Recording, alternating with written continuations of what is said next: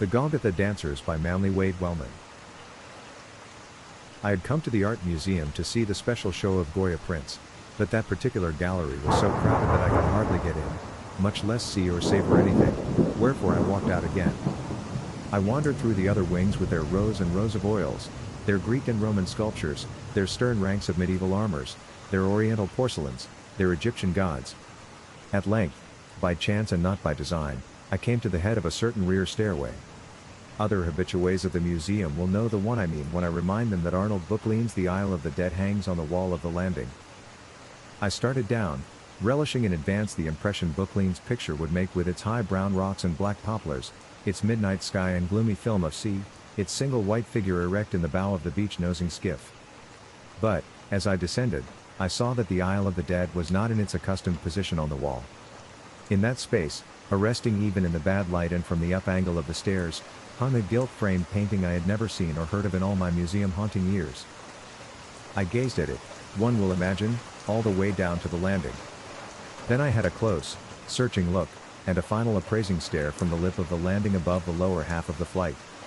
So far as I can learn, and I have been diligent in my research, the thing is unknown even to the best informed of art experts. Perhaps it is as well that I describe it in detail.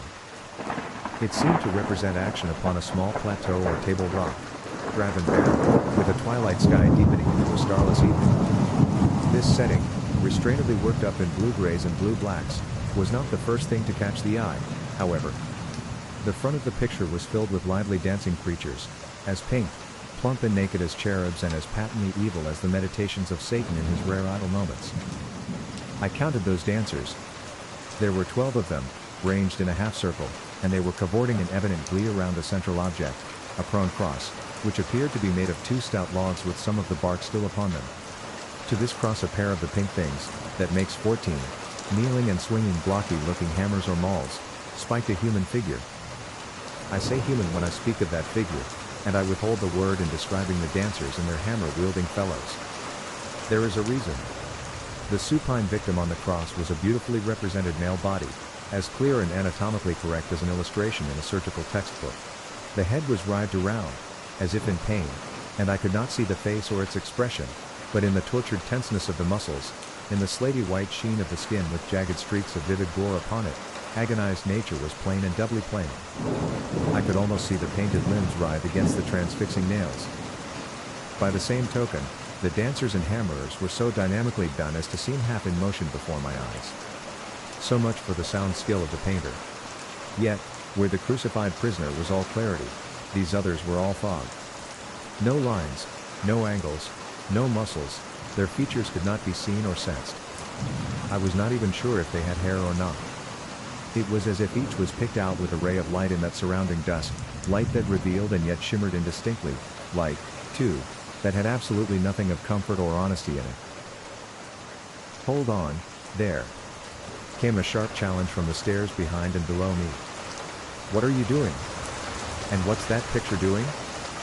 I started so that I almost lost my footing and fell upon the speaker, one of the museum guards. He was a slight old fellow and his thin hair was gray, but he advanced upon me with all the righteous, angry pluck of a beefy policeman. His attitude surprised and nettled me. I was going to ask somebody that same question. I told him as austerely as I could manage. "What about this picture? I thought there was a Böcklin hanging here." The guard relaxed his forbidding attitude at first sound of my voice. "Oh, I beg your pardon, sir. I thought you were somebody else, the man who brought that thing." He nodded at the picture, and the hostile glare came back into his eyes. It so happened that he talked to me first, then to the curator. Said it was art, great art, and the museum must have it. He lifted his shoulders, in a shrug or a shudder. "Personally, I think it's plain beastly." So it was, I grew aware as I looked at it again. "And the museum has accepted it at last?" I prompted. He shook his head. "Oh, no, sir. An hour ago he was at the back door, with that nasty dog there under his arm. I heard part of the argument. He got insulting, and he was told to clear out and take his picture with him. But he must have got in here somehow, and hung it himself." Walking close to the painting, as gingerly as though he expected the pink dancers to leap out at him, he pointed to the lower edge of the frame. If it was a real museum piece, we'd have a plate right there, with the name of the painter and the title. I, too, came close. There was no plate, just as the guard had said. But in the lower left-hand corner of the canvas were sprawling capitals, pale paint on the dark, spelling out the word Golgotha. Beneath these, in small, barely readable script, I sold my soul that I might paint a living picture. No signature or other clue to the artist's identity. The guard had discovered a great framed rectangle against the wall to one side. Here's the picture he took down, he informed me, highly relieved. Help me put it back, will you, sir? And do you suppose, here he grew almost wistful, that we could get rid of this other thing before someone finds I let the crazy fool slip past me? I took one edge of the Isle of the Dead and lifted it to help him hang it once more. Tell you what, I offered on sudden impulse, I'll take this Golgotha piece home with me, if you like. Would you do that? He almost yelled out in his joy at the suggestion. Would you, to oblige me? To oblige myself, I returned. I need another picture at my place. And the upshot of it was, he smuggled me and the unwanted painting out of the museum. Never mind how. I have done quite enough as it is to jeopardize his job and my own welcome up there. It was not until I had paid off my taxi and lugged the unwieldy parallelogram of canvas and went upstairs to my bachelor apartment that I bothered to wonder if it might be valuable. I never did find out, but from the first I was deeply impressed. Hung over my own fireplace, it looked as large and living as a scene glimpsed through a window or, perhaps, on a stage in a theater. The capering paint bodies caught new lights from my lamp, lights that glossed and intensified their shape and color but did not reveal any new details. I pored once more over the cryptic legend, I sold my soul that I might paint a living picture. A living picture, was it that? I could not answer. For all my honest delight in such things, I cannot be called expert or even knowing as regards art. Did I even like the Golgotha painting? I could not be sure of that, either. And the rest of the inscription, about selling a soul, I was considerably intrigued by that, and let my thoughts ramble on the subject of Satanist complexes and the vagaries of half-crazy painters. As I read, that evening, I glanced up again and again at my new possession. Sometimes it seemed ridiculous, sometimes sinister. Shortly after midnight I rose, gazed once more, and then turned out the parlor lamp. For a moment, or so it seemed, I could see those dancers, so many dim pink silhouettes in the sudden darkness. I went to the kitchen for a bit of whiskey and water, and thence to my bedroom. I had dreams. In them I was a boy again, and my mother and sister were leaving the house to go to a theater where, think of it, Richard Mansfield would play Beau Brummel. I, the youngest, was told to stay at home and mind the troublesome furnace. I wept copiously in my disappointed loneliness, and then Mansfield himself stalked in full Brummel regalia. He laughed goldenly and stretched out his hand in warm greeting. I, the lad of my dreams, put out my own hand, then was frightened when he would not loosen his grasp. I tugged, and he laughed again. The gold of his laughter turned suddenly hard, cold. I tugged with all my strength, and woke. Something held me tight by the wrist. In my first half moment of wakefulness I was aware that the room was filled with the pink dancers of the picture, in nimble, fierce happy motion. They were man-sized, too, or nearly so, visible in the dark with the dim radiance of foxfire. On the small scale of the painting they had seemed no more than babishly plump, now they were gross, like huge erect toads. And, as I awakened fully, they were closing in, a menacing ring of them, around my bed. One stood at my right side, and its grip, clumsy and rubbery hard like that of a monkey, was closed upon my arm. I saw and sensed all this, as I say, in a single moment. With the sensing came the realization of peril, so great that I did not stop to wonder at the uncanniness of my visitors. I tried frantically to jerk loose. For the moment I did not succeed, and as I thrashed about, throwing my body nearly across the bed, a second dancer dashed in from the left. It seized and clamped my other arm. I felt, rather than heard, a wave of soft, wordless merriment from them all. My heart and sinews seemed to fail, and briefly I lay still in a daze of horror, pinned down crucifix fashion between my two captors.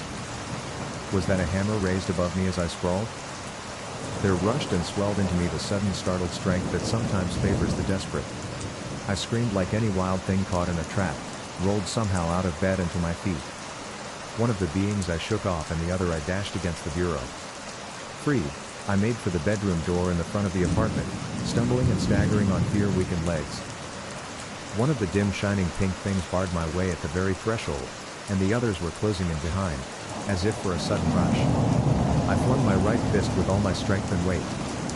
The being bobbed back unresistingly before my smash, like a rubber toy floating through water.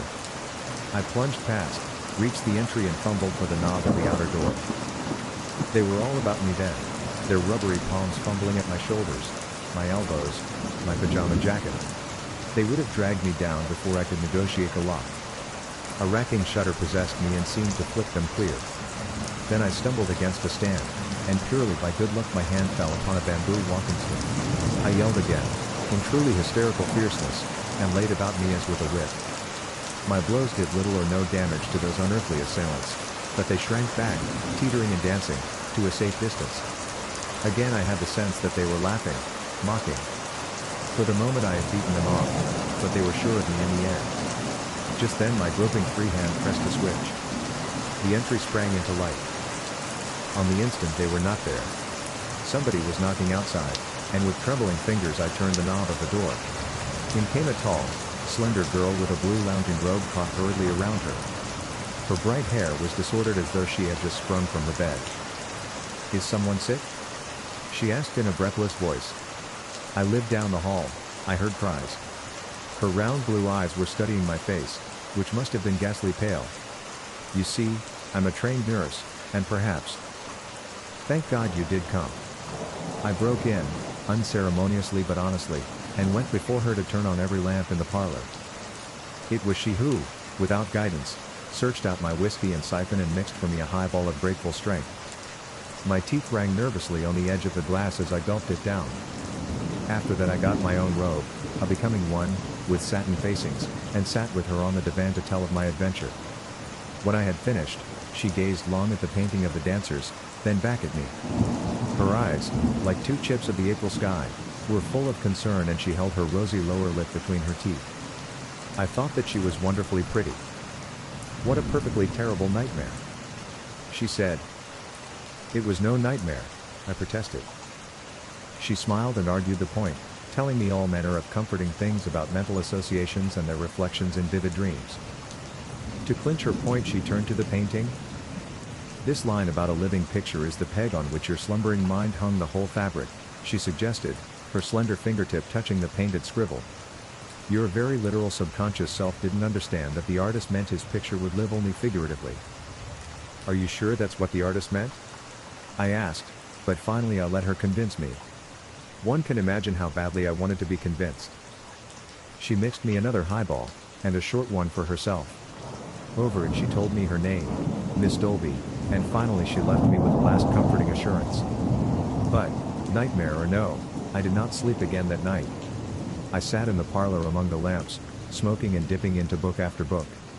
Countless times I felt my gaze drawn back to the painting over the fireplace, with the cross and the nail-pierced wretch and the shimmering pink dancers. After the rising sun had filled the apartment with its honest light and cheer I felt considerably calmer. I slept all morning, and in the afternoon was disposed to agree with Miss Dolby that the whole business had been a bad dream, nothing more. Dressing, I went down the hall, knocked on her door and invited her to dinner with me. It was a good dinner. Afterward we went to an amusing motion picture, with Charles Butterworth in it as I remember. After bidding her good night, I went to my own place. Undressed and in bed, I lay awake. My late morning slumber made my eyes slow to close. Thus it was that I heard the faint shuffle of feet and, sitting up against my pillows, saw the glowing silhouettes of the Golgotha Dancers. Alive and magnified, they were creeping into my bedroom. I did not hesitate or shrink this time. I sprang up, tense and defiant. "No, you don't," I yelled at them. As they seemed to hesitate before the impact of my wild voice, I charged frantically. For a moment I scattered them and got through the bedroom door, as on the previous night. There was another shindy in the entry. This time they all got hold of me, like a pack of hounds, and wrestled me back against the wall. I writhe even now when I think of the unearthly hardness of their little gripping paws. 2 on each arm were spread eagling me upon the plaster. The cruciform position again. I swore, yelled and kicked.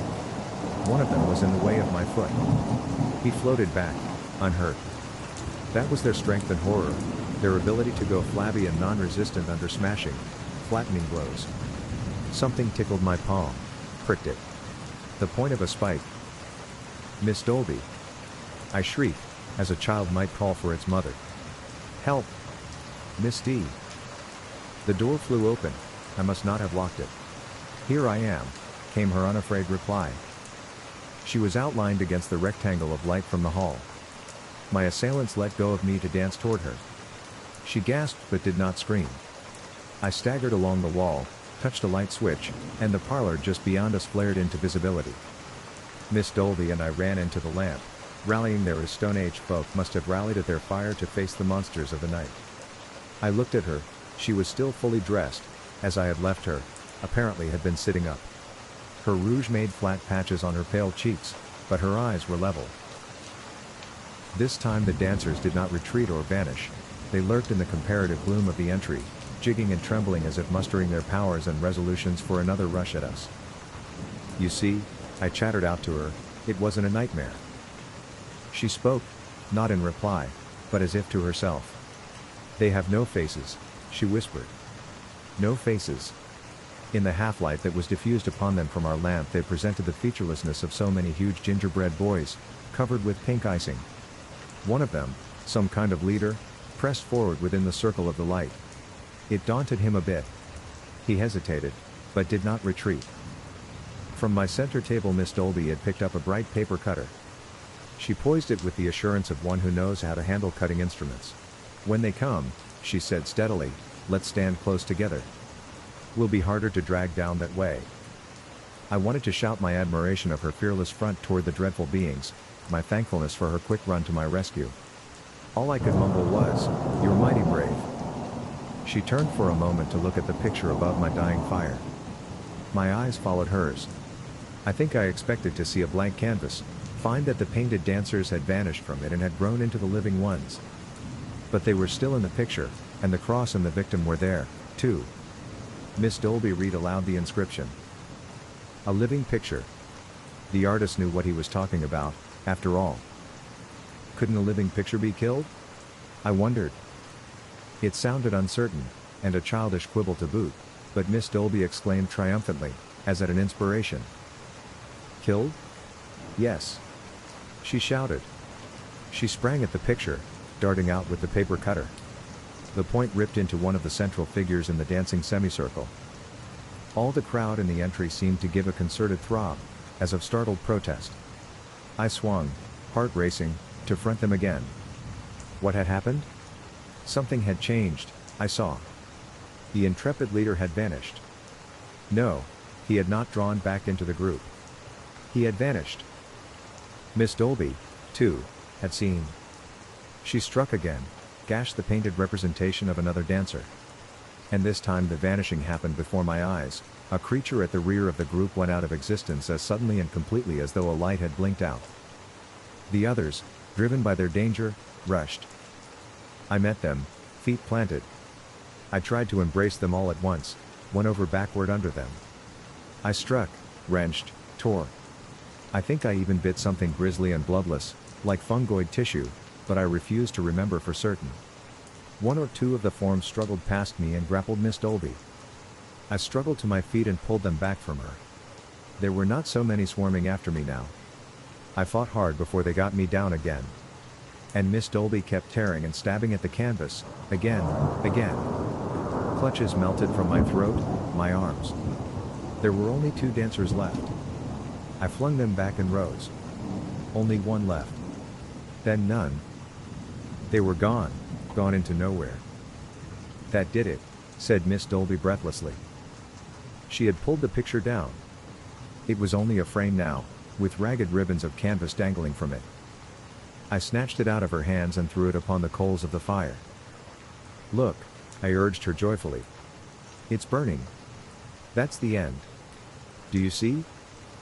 Yes, I see, she answered slowly. Some fiend-ridden artist, his evil genius brought it to life. The inscription is the literal truth, then? I supplied. Truth no more. She bent to watch the burning.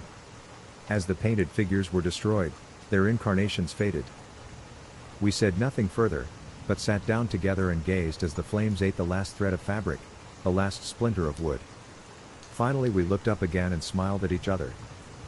All at once I knew that I loved her. The end. Please don't forget to like and subscribe.